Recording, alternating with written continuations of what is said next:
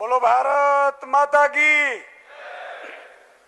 मंचस्थ उपस्थित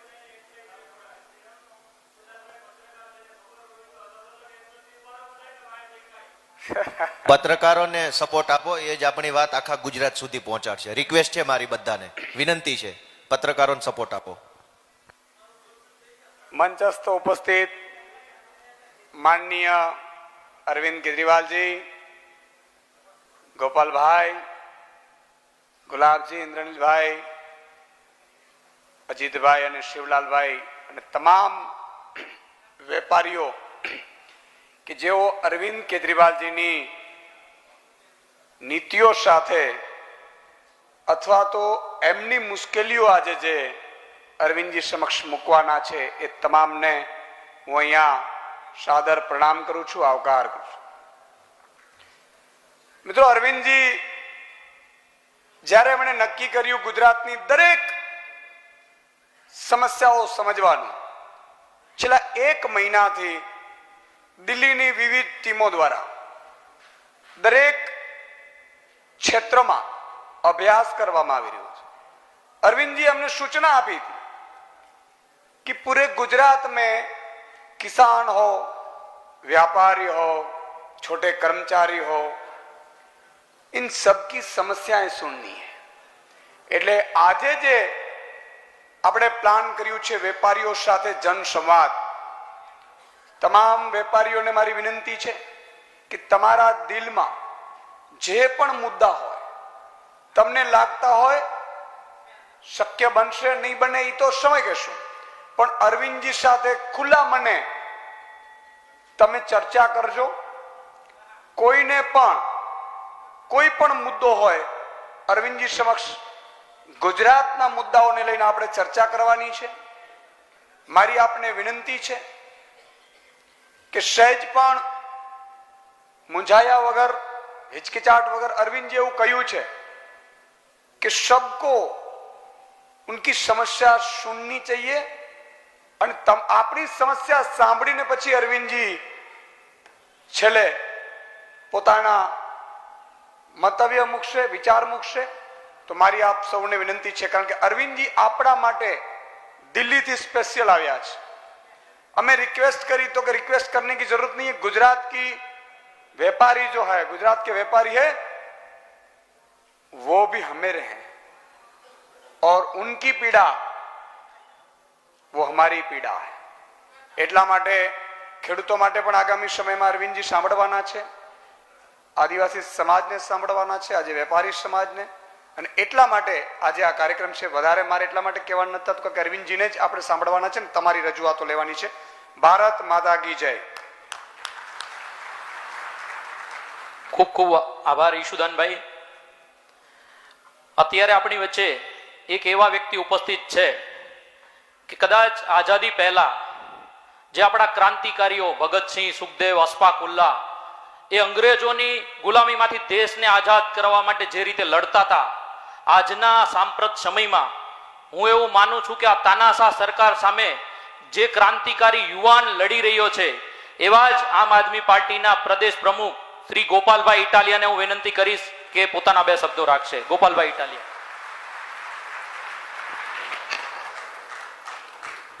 આજના આ જનસંવાદ કાર્યક્રમમાં ઉપસ્થિત દિલ્હીના મુખ્યમંત્રી અને માનનીય શ્રી અરવિંદ કેજરીવાલજીનું હું ગુજરાતની અને સૌરાષ્ટ્રની પવિત્ર ધરતી પર સ્વાગત કરું છું.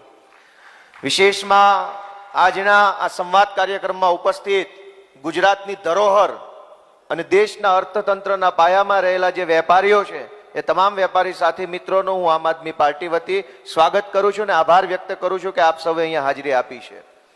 આ સાથે વિશેષમાં જણાવવાનું કે આજે વેપારીઓ સાથે સંવાદનો જે કાર્યક્રમ છે, એ હકીકતમાં તો હાલની સત્તાધારી પાર્ટીએ કરવાની જરૂર હતી. સરકાર એમની છે, પ્રશ્ન હોય તો એનું નિરાકરણ એમનાથી હાલમાં આવવાનું છે.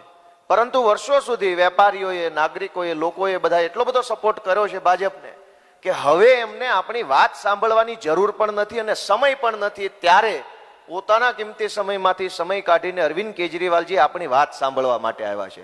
આ ગર્વ લેવા જેવી બાબત છે. દેશના સૌથી પ્રતિષ્ઠિત અને ચર્ચિત મુખ્યમંત્રી અરવિંદ કેજરીવાલજીને ગુજરાતના વેપારીઓ પ્રત્યે કેટલી લાગણી છે, એમનું અને ગુજરાતનું કંઈક સારું થાય તે માટે કેટલા પ્રયત્નશીલ છે, એનું ઉદાહરણ છે કે આજે તેઓ અહીંયા આપણી વચ્ચે આવી અને આપણી વાત સાંભળવાના છે. અને એક બીજી હકીકત એ છે કે કેટલાય બધા નેતાઓ, કેટલી બધી પાર્ટીઓ દેશમાં છે, ચૂંટણીઓ આવે છે, ચૂંટણીઓ ખાલી આમ આદમી પાર્ટીએ જ લડવી છે અને આમ આદમી પાર્ટીએ જ ચૂંટણી જીતવી છે એવું તો નથી જ. ભાજપને 182 સીટો જીતવી છે, છતાંય એમને એટલું મહત્વપૂર્ણ નથી લાગતું કે લોકો સાથે સંવાદ કરું. દેશના ઇતિહાસમાં લોકોના હાથમાં માઇક આપીને સ્ટેજ અને માઇક અને સામે બેઠેલા લોકો વચ્ચે સંવાદ થાય એવું કલ્ચર લાવનાર પહેલા વ્યક્તિ છે અરવિંદ કેજરીવાલજી અને આમ આદમી પાર્ટી. નહીતર આજ દિવસ સુધી તો એ પ્રથા હતી કે ભાઈ માઇકમાંથી બોલે, આપણે સાંભળવાનું, કાર્યક્રમ પૂરો થાય તો ઘરે જતું રહેવાનું. અરવિંદજીએ એ પ્રથા આપી કે લોકોને બોલવાનો અધિકાર છે, લોકો બોલશે, આપણે સાંભળીશું. તો આવા સુંદર મજાના કાર્યક્રમમાં ઉપસ્થિત રહી આપણી વાત સાંભળવા માટે પધારેલા, ગુજરાતનું સારું કંઈક થાય અને ગુજરાતની અંદર નવું બદલાવ આવે એ માટે પ્રયત્નશીલ અરવિંદજીનો આભાર માનું છું. અને છેલ્લી વાત કે જનતા વેપાર કરે, નાગરિકો વેપાર કરે તો દેશની પ્રગતિ થાય, દેશ આગળ વધે, સમાજ આગળ વધે, ઇકોનોમી આગળ વધે. પણ સરકાર વેપારી થઈ જાય ને સરકારી સંસ્થાઓ વેચવાનું ચાલુ કરે તો દેશની અધોગતિ થાય. એટલે આજે હાલત એ થઈ છે કે વેપારી કંગાળ થઈ ગયા છે અને સરકારે વેચવાનું ચાલુ કર્યું છે. વેપારનો અધિકાર જનતાને છે, સરકારને નથી. ત્યારે જનતાના અધિકારોનું રક્ષણ થાય, વેપારીઓના અધિકારોનું રક્ષણ થાય, એના માટે પ્રયત્નશીલ આમ આદમી પાર્ટીને આપ તમામનો સપોર્ટ મળશે, આવનારી ચૂંટણીની અંદર સહયોગ મળશે એવી આશા સાથે આપ તમામનો આભાર. જય હિન્દ.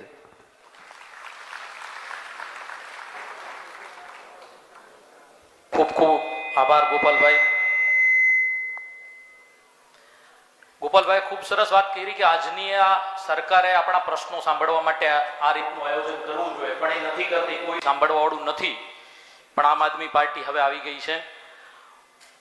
सर मैं एक बात बोलना चाहता हूं कि आज के इस दौर में जब लोग एक दूसरे से मिलते हैं, वो जन्मदिन हो, त्योहार हो, तो एक दूसरे को शुभकामनाएं देते हैं कि आप सुखी समृद्ध हो. तो मैं मानता हूं कि इनडायरेक्टली आम आदमी पार्टी के लिए ही ब्लेसिंग है, क्योंकि जहां जहां जिस राज्य में भी आम आदमी पार्टी आई है वहां पे लोग सुखी और समृद्ध हुए हैं. तो आज जो भी ब्लेसिंग लोग देते हैं इनडायरेक्टली बोल रहे हैं कि आपके राज्य में आम आदमी पार्टी की सरकार आए. मुझे ऐसा लगता है. इसके साथ ही અત્યારે અહીંયા જે પણ મહાનુભાવો આમંત્રિત વેપારીઓ, ટ્રેડર્સ, ઉદ્યોગ સાહસિકો છે એમને અરવિંદજીની સામે આપણે આપણા પ્રશ્નો મૂકવાના છે ગુજરાતના, સૌરાષ્ટ્રના આપણા વ્યાપાર ધંધામાં જે આપણને. તો હું આમ આદમી પાર્ટીની જે ટીમ છે, વોલન્ટિયર ટીમને વિનંતી કરીશ કે જેમને પણ પોતાનો પ્રશ્ન અહીંયા તમે લોકોને મૂકવો હોય હેન્ડ રાઇઝ કરો, તમારા સુધી માઇક પહોંચાડશે અને આપનો પ્રશ્ન આપણે અરવિંદજીને પહોંચાડીએ. ગુજરાતના વ્યાપાર ધંધાને લગતા પ્રશ્નો આપણે ગુજરાતના પધારેલા અને આપણા સૌની દેશની એકમાત્ર ઉમ્મીદ એવા અરવિંદ કેજરીવાલ સુધી પહોંચાડી અને એનું સોલ્યુશન આપણને એ આપશે. તો તમારા જે કંઈ પણ પ્રશ્નો હોય, જેને લાગતું હોય કે મારે આ પ્રશ્ન પૂછો, પોતાનો હેન્ડ રાઇઝ કરશે, હાથ ઊંચો કરે એટલે હું ત્યાં માઇક પહોંચાડવાના અમારી ટીમને કહું. જી, ત્યાં બ્લુ શર્ટની બાજુમાં વ્હાઈટ શર્ટ.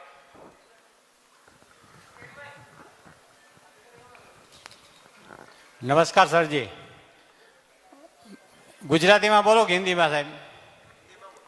હિન્દીમાં શક્ય હોય તો બોલો, નહીતર ચાલશે. હિન્દી પાછું મને બહુ ફાવશે ને, વિજયભાઈ જેવું ફાવે.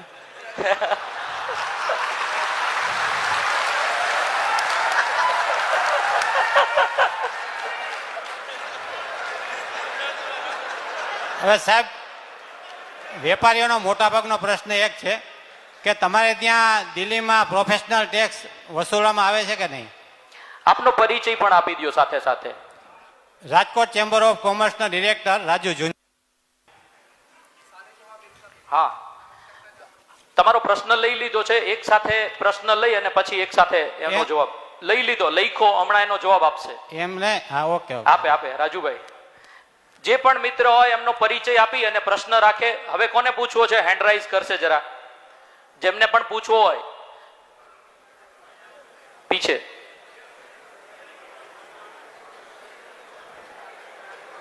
भाई ત્યાં ब्लू शर्ट के पीछे पहुंचाओ, आप माइक पहुंचाओ, माइक पहुंचाओ,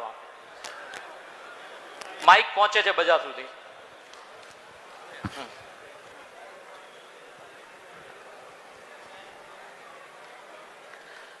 આપનો પરિચય આપ व्यापार पूछो. अरविंद जी नमस्कार सर, मेरा नाम जिग्नेश मुगरा है, मैं जामनगर से आया हूँ। ब्रास कंपोनेंट्स का काम है मेरा, और मेरा क्वेश्चन एक है, पहले तो कि जीएसटी आ गया, इसके बावजूद भी वेट के जो रिफंड है और वो भी 1 लाख रुपया और उनसे छोटी या बड़ी अमाउंट के अभी तक सरकार नहीं दे रही है। दूसरा क्वेश्चन ये है कि जो जीएसटी असेसमेंट होता है उसमें 2.5% जब तक उसको ना दे उसके ऑफिसर को, तब तक हमारा काम नहीं होता है। कोई माने या ना माने, ये गुजरात में आज की सच्चाई है। तीसरी चीज ये कि जब हम ई-वे बिल अपलोड करते हैं और टेक्स के साथ उसका जो भी अमाउंट होता है, अपलोड होने के बाद जब हम प्रिंट निकालते हैं तो वो अमाउंट बदल जाता है। इसके रिगार्डिंग हमने जो सरकार के अधिकारी है उनसे भी संपर्क किया है, लेकिन वो बोलते हैं साइट का प्रॉब्लम है, और कम से कम ये 6 महीने से उसका साइट का प्रॉब्लम चल रहा है। तीसरी चीज ये है सर, 1 मिनट, इसका मतलब ये फिर जाओ ठीक कराने के पैसे लेते हैं, राइट? ये है कि GIDC Gujarat industrialist development corporation जो है वो कुछ सुविधा तो नहीं दे रही है, लेकिन वो अपनी मनमानी कर रही है। क्योंकि वो जो रेंट पे होते हैं, ठीक है, उनका एक सर्कुलर है कि जो आप रेंट पे देते हो तो उसके जो ओनर होते हैं, जीआईडीसी के तो ओनर होते नहीं है, जीआईडीसी मालिक है, लेकिन जिसके नाम की प्रॉपर्टी है उन्होंने अलॉट की है उसको लिख के देना पड़ता है। तो अभी जो भूमाफिया है उनके जरिए ये प्रॉपर्टी, जो आज से 35-40 साल पहले तो इतनी कीमत नहीं थी, तो वो खाली करवाती है, और गुजरात के बड़े बड़े मिनिस्टर इसमें साथ है। ओके, खूब खूब आभार, धन्यवाद. તમારા પ્રશ્નો લઈ લો. અને અજીતભાઈ એક લાસ્ટ પ્રશ્ન છે ને, એને જાણવું જરૂરી છે અને ઇલેક્શન રિલેટેડ છે। બોલી જાઓ ઝડપથી જી। सर, एक हमारे बड़े इंफ्रास्ट्रक्चर डेवलपर है, वो आज नहीं आ पाए, लेकिन उन्होंने अपना एक प्रश्न रखा है कि वो गुजरात के सारे महानगरों में जो टीपी स्कीम होती है उसमें 40% जगह कॉरपोरेशन को दे देनी पड़ती है। वो बिल्डर और डेवलपर्स नहीं बेच सकते, कॉरपोरेशन उसको बेच देती है। मतलब वो भ्रष्टाचार करने का तरीका इन्होंने ढूंढ निकाला है। और अगर ये आम आदमी पार्टी की सरकार बने और आप इस पे कुछ एक्शन ले, तो इससे क्या होता कि 50-60 फुट के रास्ते कर दो, तो हम उसमें ट्री लगा सकते हैं, सबकी पार्किंग कर सकते हैं। जैसे कोरोना जैसी महामारी आई तो उसमें डिस्टेंस भी सारा कुछ मेंटेन हो सकता है। और सर एक चीज, आपकी ये सादगी है ना, मुझे बहुत अच्छी लगती है, वरना आजकल लोग है ना सर 4-4 करोड़ के सूट पहन के अपने को फकीर कहते हैं। थैंक यू, धन्यवाद। આ સાઈડથી હવે જેને પણ પ્રશ્ન હોય હા હેન્ડ રાઈઝ કરો આ સાઈડથી। અહીંયા આગળ પિંક શર્ટ વાળા ભાઈ આગળ આપો, અહીંયા માઈક આપો, પિંક શર્ટ અહીંયા આગળ માઈક આપો। नमस्ते सर, मैं राजकोट की इंडस्ट्रीज को रिप्रेजेंट करता हूं। राजकोट एमएसएमई के लिए हब है, अबाउट 40,000 इंडस्ट्रीज है। तो एमएसएमई के ग्रोथ के लिए गुजरात गवर्नमेंट ने इंटरेस्ट सब्सिडी और कैपिटल सब्सिडी दोनों रखा है। आप एमएसएमई ग्रोथ के लिए क्या सोचते हैं, इसके लिए क्या सुविधा होनी चाहिए? आपके हिसाब से क्या क्या होना चाहिए? आज हम आपको सुनने आए हैं। एमएसएमई में सबसे पहले जीएसटी, किसी भी चीज का जीएसटी अचानक से बढ़ा देते हैं। जैसे कि अभी फिलहाल पंप इंडस्ट्री राजकोट में बहुत ज्यादा स्प्रेड है, तो ऑल काइंड ऑफ पंप्स में उन्होंने 12% से 18% जीएसटी रेट कर दिया विदाउट एनी लॉजिक। तो जीएसटी काउंसिल इतने सालों से काम कर रही है, तो हर चीज का रेट उन्होंने पहले से डिसाइडेड था। तो अभी अचानक ऐसी क्या नौबत आ गई कि जीएसटी किसी चीज में नहीं था उसे लगा दिया, किसी में था उसको बढ़ा दिया है। तो ये नहीं होना चाहिए। पहले व्हीकल यानी कार, स्कूटर, वो सब बाइक लग्जरी मानी जाती थी, तो लग्जरी आइटम के ऊपर 28% जीएसटी रखा जाना चाहिए, ऐसा सोच था गवर्नमेंट का। इस हिसाब से कई ऑटोमोबाइल के पार्ट्स में, व्हीकल में 28% जीएसटी रखा है, मगर वो आजकल नेसेसिटी है, वो लग्जरी नहीं रही। तो हर किसी को चाहिए, बाइक चाहिए, कार चाहिए, वो चाहिए ही चाहिए। तो जीएसटी उसमें कम होना चाहिए, ऐसा मेरा मानना है। तो गवर्नमेंट जीएसटी के बारे में बहुत इनजस्टिस कर रही है ऐसा मुझे लगता है। एमएसएमई ग्रोथ के लिए ये सुविधा जैसे पहले एक्सपोर्ट में इंसेंटिव मिलता था वो भी अभी कट कर दिया है। तो एमएसएमई ग्रोथ के लिए ये सारे स्टेप्स लेने चाहिए, जैसे कि interest subsidy, capital good subsidy और एक्सपोर्ट के लिए इंसेंटिव दोबारा एप्लीकेबल करना चाहिए। ये मेरा विचार है। Thank you. આભાર, ધન્યવાદ।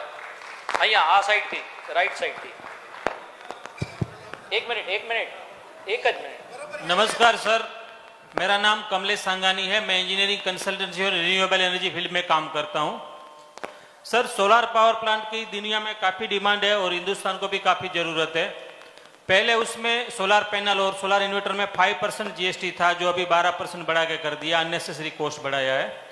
दूसरी बात, गुजरात गवर्नमेंट ने 2019 में SSDSP करके एक योजना बनाई थी, small scale solar distributor projects.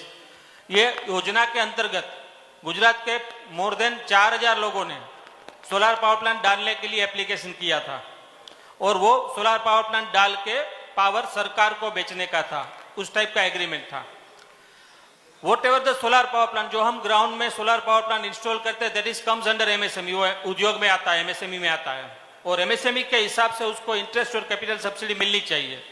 4000 से ज्यादा लोगों ने सरकार के भरोसा करके ये योजना में अपने काफी पैसे इन्वेस्ट किए हैं। बाद में सरकार मुकर गई कि इसमें कैपिटल और इंटरेस्ट सब्सिडी नहीं मिलेगी। काफी लोगों का लैंड इसमें फंसा हुआ है, काफी लोगों का पैसा इसमें फंसा हुआ है और सरकार बोल रही है कि आपको ये अगर मंजूर नहीं है तो आप एग्जिट ऑप्शन ले लो। अभी जिसका पैसा फंस गया है वो क्या करेंगे सर? अगर योजना रखने से पहले ही सरकार ने बताया होता कि इसमें सब्सिडी अलाउड नहीं है तो कोई अप्लाई ही नहीं करता। बात सिंपल है। Thank you. અહીંયાથી हेलो सर, नमस्ते। मेरा नाम धनसु गोरा है। मैं एमएसएमई इंडस्ट्रीज चलाने का कर रहा हूँ। I am basically mechanical engineer. Sir, GST आने से पहले स्टेट गवर्नमेंट एंड पार्टी, अलग अलग पार्टी लोगों को प्रॉमिस दिया था कि 9 different types of taxes will be merged in GST। अभी गुजरात में प्रोफेशनल टैक्स सेपरेट लिया जाता है और इलेक्ट्रिसिटी ड्यूटी भी बहुत भारी लिया जाती है इंडस्ट्रीज में। Industries, MSME industries is the base of the economy. Gujarat की इकोनॉमी एमएसएमई इंडस्ट्रीज के आधारित है। उसमें इलेक्ट्रिसिटी कंजम्पशन का इतना बड़ा बोझ आ रहा है। आपने उधर दिल्ली में रेसिडेंट्स को तो 300 यूनिट फ्री दे दिया है, मगर आप कुछ सोच सकते हैं कि गुजरात की इलेक्ट्रिसिटी कम रेट में इंडस्ट्रीज को मिल सके? Thank you very much. Thank you very much. લેવા છે પાછળથી આપો, પાછળ। અત્યારે કઈ રીત, અત્યારે કેટલું મળે છે રેટ? તમે ઇલેક્ટ્રોનિક ડ્યુટીનું કીધું, કેટલા ટકા ઇલેક્ટ્રોનિક ડ્યુટી કેટલી લાગે છે? हेलो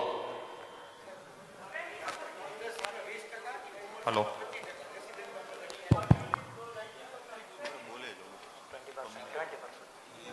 પાછળથી, હા। हेलो हेलो सर, પરિચય આપો તમારો અને પ્રશ્ન બોલો। હું myself Dharmesh Mehta, I am connected with mining business और मेरे 3 स्टेट्स में मेरा बिजनेस फैला हुआ है। मेरा ये मानना है कि अपने आम आदमी पार्टी, मतलब हम आम लोगों को देखते हैं और आम लोगों को कैसे हम बिजली या एजुकेशन में मैक्सिमम बेनिफिट दे पाए। तो यहाँ पे मेरा सजेशन ये है कि पेट्रोल और डीजल में जो जीएसटी सेंट्रल गवर्नमेंट और स्टेट गवर्नमेंट ने जो तय की हुई है, वो हर एक स्टेट के पास अपनी सत्ता है कि वो अपनी जीएसटी तय करे। आज राजस्थान में पेट्रोल और डीजल में जीएसटी अलग है, गुजरात में अलग है, दिल्ली में अलग है, पंजाब में अलग है। हम जिस स्टेट में प्ले कर रहे हैं वहां पे हम अपनी जीएसटी पेट्रोल डीजल में इतनी कर ले कि दूसरे अदर स्टेट की कंपैरिजन में हमारे पेट्रोल और डीजल के रेट्स इतने कम हो ताकि सारी चीजें पेट्रोल और डीजल से कनेक्टेड है और सारी चीजें सस्ती हो। तो ये मेरा सजेशन है कि हम इस बेस में कुछ आगे करें। थैंक यू, धन्यवाद। लेने आ साइड थी कोई भाई, आ साइड थी पण, हाँ वहां पे माइक दो भाई। हाँ हेलो, मेरा नाम आनंद लोटिया है। हाँ संभड़ाई जाए, बोलो। मेरा नाम आनंद लोटिया है। मैं यहाँ इंडस्ट्रियल एरिया में ही कंसल्टेंट, एज ए कंसल्टेंट, मतलब मेरा एक छोटा सा यूनिट भी है जॉब वर्क का। तो मेरी एक ये विनती है कि मैं जिस चैनल में काम करता हूँ वहाँ पे मतलब कम पढ़े लिखे लोग हैं या फिर अवेयरनेस जिनको नहीं है, अपनी जो टैक्सेशन में बजट के बीच में भी, मतलब एक बजट में जो तय हुआ है अगले बजट में जो आने वाला होता है उसके बीच में, जैसे पहले एक अंकल ने बोल दिया कि जो 12% GST था उसमें मतलब कभी भी उसको जब भी मर्जी पड़े फ्लक्चुएशन आ जाता है, 12 वाला 18 हो जाता है, 5 वाला 12 हो जाता है। तो एक तो वो सिस्टम ई-वे बिल का सिस्टम भी उसको मतलब जो चैनल में है उसको अवेयरनेस नहीं है। तो रिटर्न फाइल करने के लिए, पेनल्टी लगाने के लिए रेडी होते हैं ये लोग। तो वो डिले ना हो, ऐसा GST ऑफिस में कोई ऐसा कोई विंडो हो पब्लिक रिलेशन के लिए कि भाई छोटा व्यापारी जो है वो सीधा अपना मटेरियल जो भी अपना टर्नओवर वगैरह का जो डिटेल है वो वहाँ जाके सबमिट करके वो मंथली रिटर्न भर दे।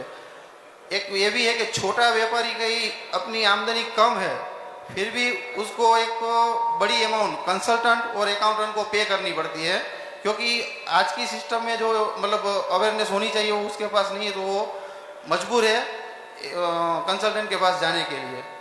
तो उसको फ्री कंसल्टिंग ऐसे GST भवन में ही मिल जाए बिना कोई खर्च किए। Thank you. હવે આ સાઈડ ભાઈ, હા મારું નામ JM જાડેજા છે। થોડું માઈક ઊંચું રાખજો તમારે। હલો, મારું નામ JM જાડેજા છે। હું LIC નું કામ કરું છું અને સામાન્ય માણસ સુધી ફરું છું। એના આધારે હું મારો પ્રશ્ન એ પૂછવા માંગુ છું કે ઘણા ટાઈમ પહેલા એક એવો પરિપત્ર આવ્યો હતો કે તમારે બોર હોય તમારા ઘરની અંદર તો તમારે 10,000 રૂપિયા ભરવા પડશે। તો આવા નવા નવા પરિપત્ર બહાર પાડીને સામાન્ય માણસને ક્યાં સુધી દબાવવામાં આવશે? એટલે ખરેખર આ વસ્તુના ફેરફાર કરવા જોઈએ। સામાન્ય માણસ જે અત્યારે ખર્ચ કરે છે, ઘણા પાસે ગેસના બાટલા ભરાવાના પૈસા નથી, તો આ બધી વસ્તુ ઉપર ધ્યાન દઈને એમાં ફેરફાર કરવા જોઈએ। Thank you. અતુલભાઈ, અતુલભાઈને આપો, અહીંયા માઇક આપજો। અતુલભાઈ ભાઈ અહીંયા માઇક આપો ઝડપથી ફટાફટ। यहाँ पे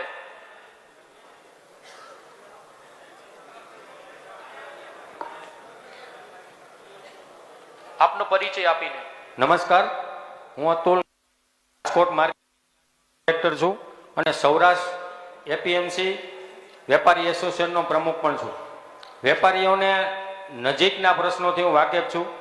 પહેલા તો કેજરીવાલ સાહેબને હું ખૂબ ખૂબ ધન્યવાદ આપું છું કે ગુજરાત અને રાજકોટના વેપારીઓના પ્રશ્નો સાંભળવા માટે તમે દિલ્હીથી રાજકોટ સુધી પધાર્યા। અતુલભાઈ, આપનો ખૂબ ખૂબ આભાર। શક્ય હોય તો હિન્દીમાં તો सीधो।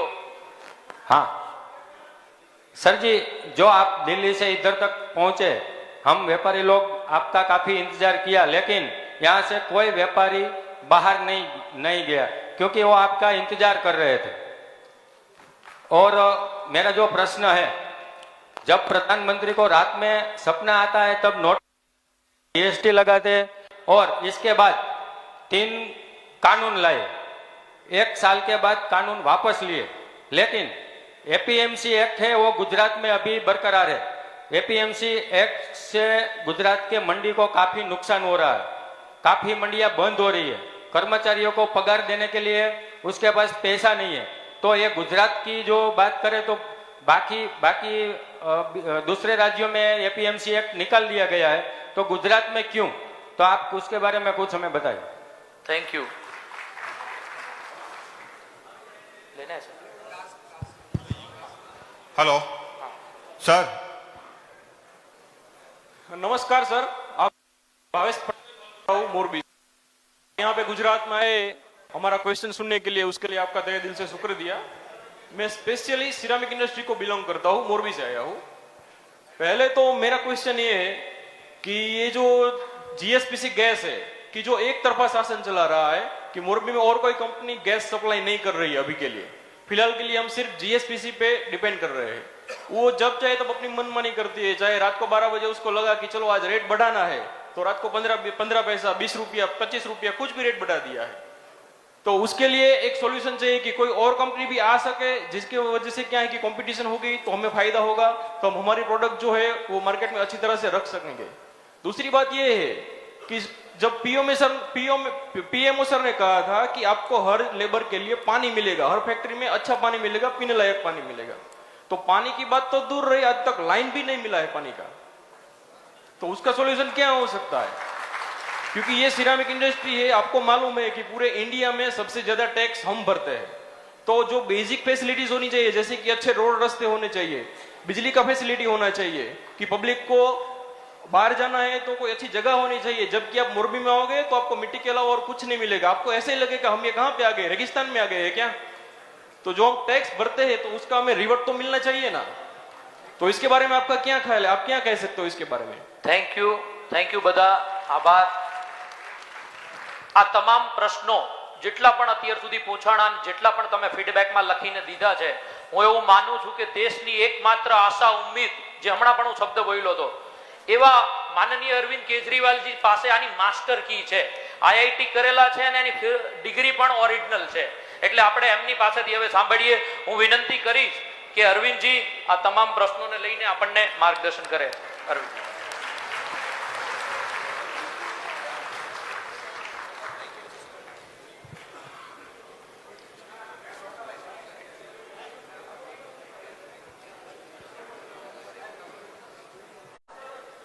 और मेरे प्यारे उद्योगपति साथियों, आप सब लोगों को मेरा नमस्कार, आप सब लोगों को मेरा प्रणाम। मुझे बताया गया था कि गुजरात में इतना डरा के रखा हुआ है व्यापारियों को, इतना डरा के रखा हुआ उद्योगपतियों को कि अगर आप कोई टाउन हॉल करेंगे तो कोई हिम्मत नहीं करेगा आने की। एक बार ये लगभग साल भर पहले मेरे को सूरत की एक एसोसिएशन ने बुलाया, सब कुछ फाइनल था, उन्होंने हॉल भी बुक कर लिया, सब कुछ हो गया। लेकिन जिस दिन मुझे जाना था उसके एक दिन पहले मेरे पास मैसेज आया कि हमारे हॉल की बुकिंग भी कैंसिल करवा दी, हमें धमकी दी जा रही है। लेकिन आज इतनी भारी संख्या में आप सब लोग आए, मैं आपका तहे दिल से शुक्रिया अदा करना चाहता हूं।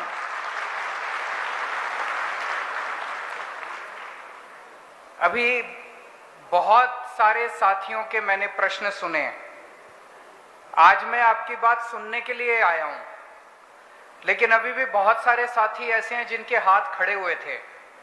मेरी आप लोगों से विनती है, जिन जिन लोगों को बोलने का मौका नहीं मिला और वो बोलना चाहते थे, आप अगर मुझे लिख के भी देंगे, हमारे पार्टी के यहाँ पे कार्यकर्ता हैं, अगर लिख के देंगे मैं एक एक पढ़ूंगा, चाहे आप गुजराती में लिख के दे, मैं ट्रांसलेट करवा लूंगा, लेकिन एक एक मैं पर्सनली पढ़ूंगा और उसके ऊपर हम कुछ ना कुछ।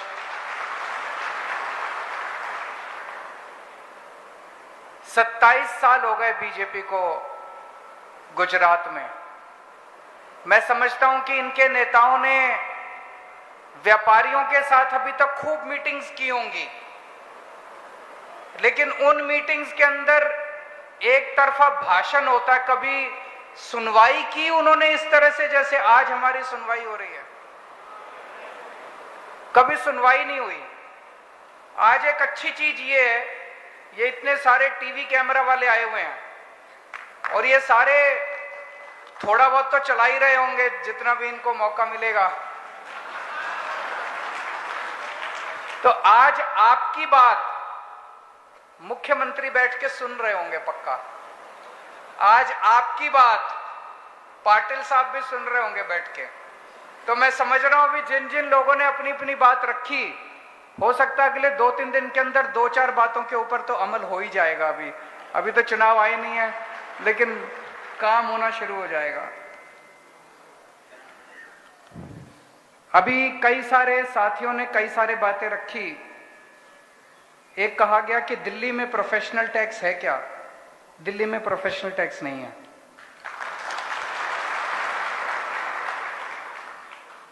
एक साथी हैं जिन्होंने भ्रष्टाचार के कई सारे इंसिडेंट्स बताए। 2.5% असेसमेंट के टाइम पे देना पड़ता है, रियल एस्टेट में बहुत सारा करप्शन है, उसके ऊपर अभी मैं चर्चा करूंगा। एमएसएमई के बहुत सारे साथी आए हुए हैं, उन्होंने बताया एमएसएमई मेरे हिसाब से हमारे देश की अर्थव्यवस्था की रीढ़ की हड्डी है।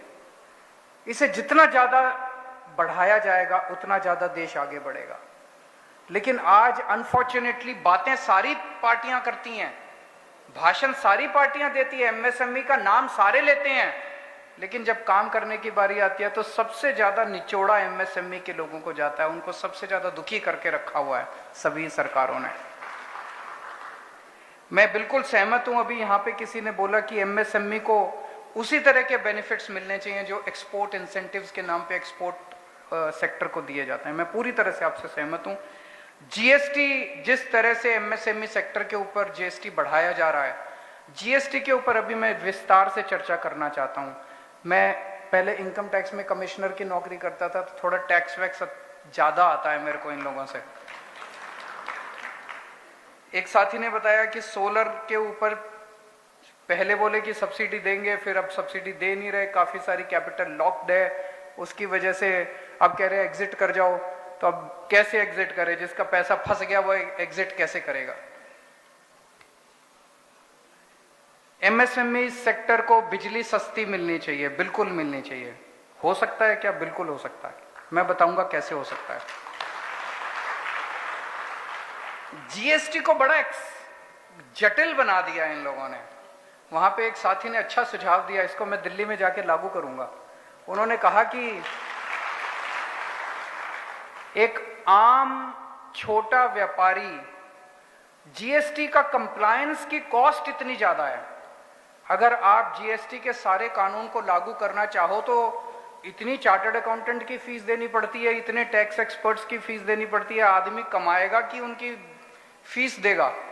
तो अगर सरकार कई सारे एक्सपर्ट्स को रख ले अपने पास और वो फ्री में एडवाइस देना चालू करे तो उससे काफी फायदा हो सकता है। एक अच्छा सुझाव आया। एक पता चला कि ट्यूबवेल के ऊपर अब 10,000 रुपए रजिस्ट्रेशन फीस कर रहे हैं।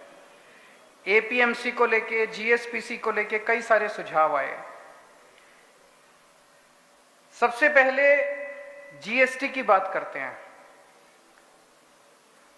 कौटिल्य जो है, जिसने अर्थशास्त्र किताब लिखी थी, उन्होंने एक बड़ी अच्छी बात लिखी थी अपनी किताब में कि टैक्स इस तरह से लिया जाना चाहिए। एक राजा को अपनी जनता से ऐसे टैक्स लेना चाहिए कि उसे पता भी ना चले कि टैक्स ले लिया। जैसे एक मधुमक्खी अपने छत्ते से शहद निकालती है, उसे पता भी नहीं चलता शहद निकल गया।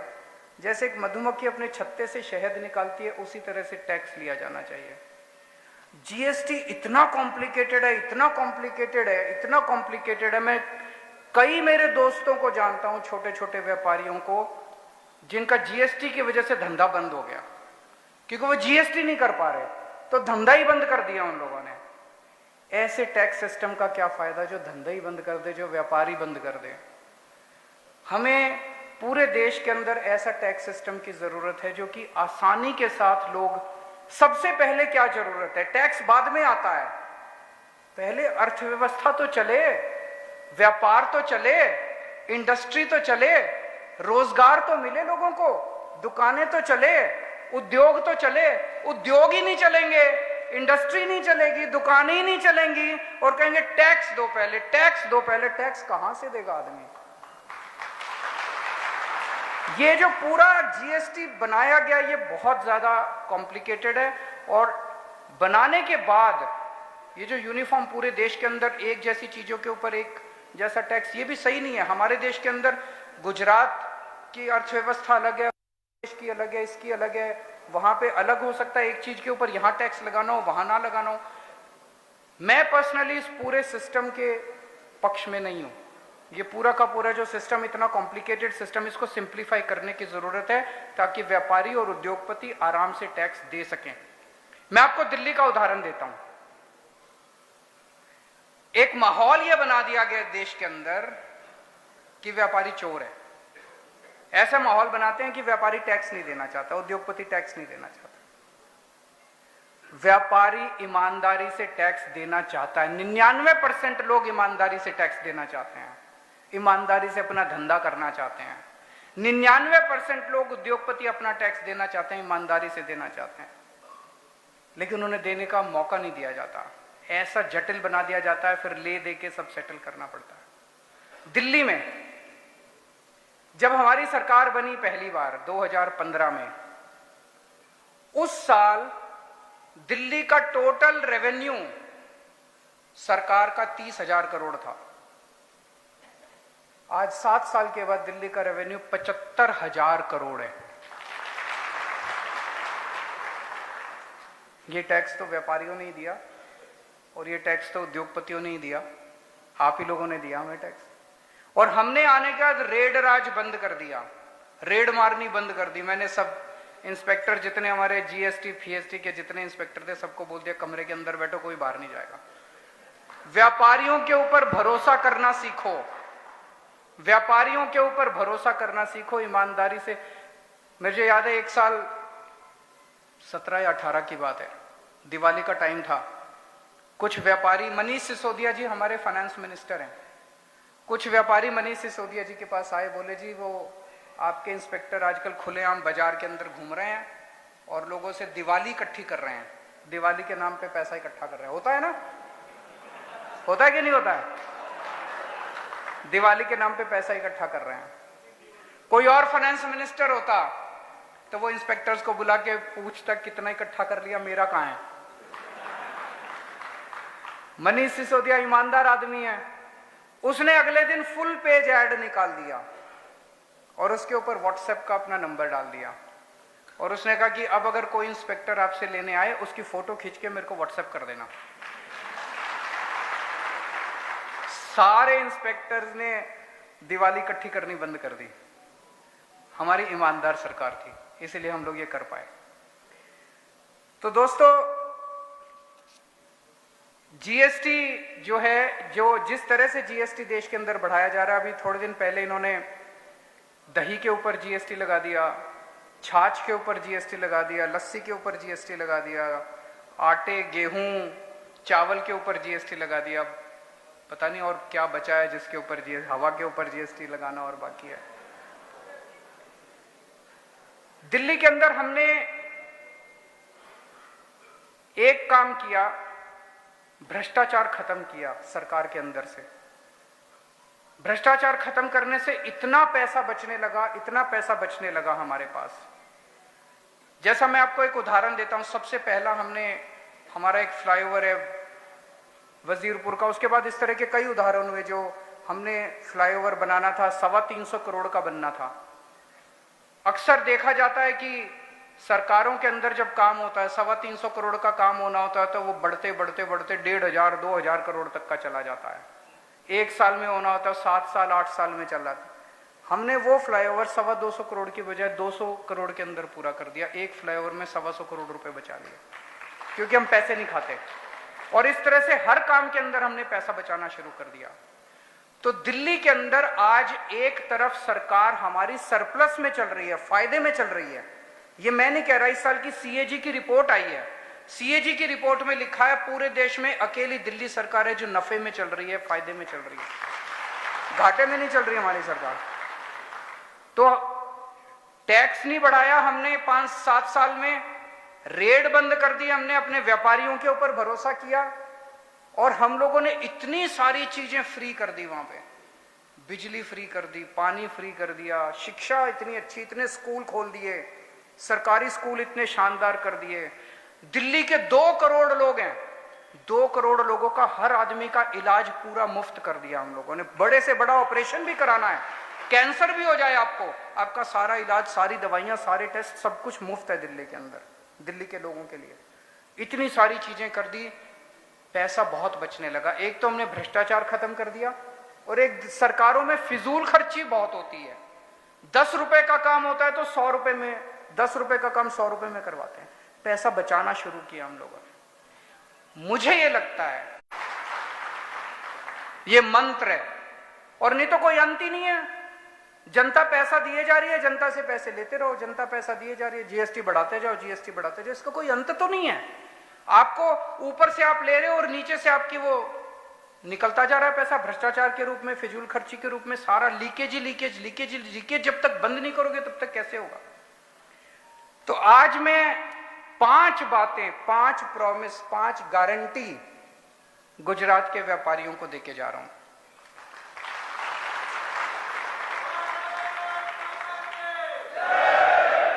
पहली चीज, डर का माहौल खत्म करेंगे। अभी पूरा हर व्यापारी डरा हुआ है, हर उद्योगपति डरा हुआ है, ऐसा डर का माहौल है। डर का माहौल खत्म करेंगे। निडरता के साथ, शांति के साथ आप अपना अपना व्यापार करें। आप फलें फूलें, आप फलेंगे, आप फूलेंगे तो गुजरात की तरक्की होगी, देश की तरक्की होगी। तो सबसे पहले डर का माहौल खत्म करेंगे। दूसरी चीज, इज्जत देंगे। हर व्यापारी सबसे ज्यादा इज्जत का भूखा होता है, हर उद्योगपति सबसे ज्यादा इज्जत का भूखा होता है। पैसे तो कमा लिए, लेकिन जब वो किसी सरकारी दफ्तर में जाता है और उसको दुत्कारा जाता है ना, उसको बड़ा बुरा लगता है, यार मैं सरकार को टैक्स देता हूं और मेरे साथ इस तरह के। जब कोई पॉलिटिशियन से मिलने के लिए जाता है और पॉलिटिशियन से दुत्कारता है तो बड़ा बुरा लगता है। इज्जत देंगे, व्यापारियों की इज्जत होगी। भ्रष्टाचार से मुक्ति देंगे। ये केवल आम आदमी पार्टी कर सकती है और इस देश में कोई नहीं कर सकता। भ्रष्टाचार से मुक्ति केवल हम दे सकते हैं, कट्टर ईमानदार लोग हैं, और ये इनको चुभ रहा है। आजकल खूब कीचड़ फेंक रहे हैं हमारे ऊपर, खूब कीचड़ फेंक रहे हैं। कभी सत्येंद्र जैन को गिरफ्तार करेंगे, अब मनीष सिसोदिया को। कीचड़ चिपक नहीं रहा हमारे ऊपर। जनता पता है ये लड़के बड़े ईमानदार हैं, कट्टर ईमानदार लोग हैं। दिल्ली में हमने भ्रष्टाचार, सरकार के अंदर भ्रष्टाचार लगभग खत्म कर दिया। हमने एक नया सिस्टम शुरू किया दिल्ली में, door step delivery of services. अब दिल्ली सरकार की 300 सेवाएं, 300 सेवाओं में तो सब कुछ ही आ गया। अगर आपको कोई लाइसेंस बनवाना है, कोई बिजली का नया कनेक्शन लेना है, कुछ भी काम दिल्ली सरकार से कराना है, पहले क्या होता था, आप छुट्टी लेते थे, दफ्तर जाते थे, लाइन में लगते थे, जब नंबर आता था तो बाबू 2 ऑब्जेक्शन लगा देता था, फिर 3 बार 4 बार चक्कर काटने के बाद आदमी दलाल को पकड़ता है और कहता है यार छोड़ मैं। अब आपको कुछ करने की जरूरत नहीं है। जैसे आप पिज्जा ऑर्डर करते हो, आप एक फोन नंबर घुमाते हो, पिज्जा वाले को बोलते हो और वो आपके घर डिलीवर करता है। अब अगर आपको दिल्ली में, दिल्ली सरकार से कोई सुविधा चाहिए तो हमने एक नंबर जारी किया 1076। वो दिल्ली से ही लगता है। दिल्ली अगली बार जाएं तो इस नंबर पे डायल करके देखना 1076। इस नंबर पे आप नंबर घुमाइए और आप बोलिए कि मेरे को दिल्ली सरकार से ये काम करवाना है। आपसे दूसरी तरफ से आवाज आएगी कि सर हम आपके घर कितने बजे आए आपका काम करने के लिए।